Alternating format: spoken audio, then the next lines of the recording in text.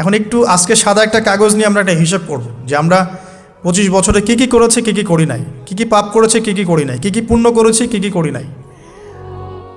আমি আগে মনে করতাম যে একটা খালেস তওবা ইনশাআল্লাহ আল্লাহ পাক সব মাফ করে দিবেন। আসলে আল্লাহ পাক মাফ করেই দিবেন, কিন্তু ভিতর থেকে স্যাটিসফাই হতে পারবেন না আপনি।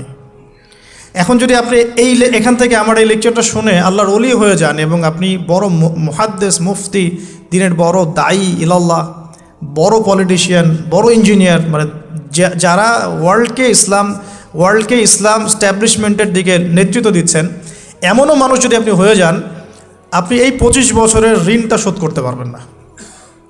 এই 25 বছরের ঋণ আপনাকে প্রতিনিয়তই ভিতরে ধুকিয়ে মারবে আর কি, যেটা আমাদেরকেও মারে ভেতর থেকে। যে আমরা যদি আগে থেকে বিষয়গুলো বুঝতাম, যদি আরও আগে থেকে স্টাডি করতে পারতাম, আরও বেশি যদি আমি আলেম ওলামার সাথে মিশতে পারতাম,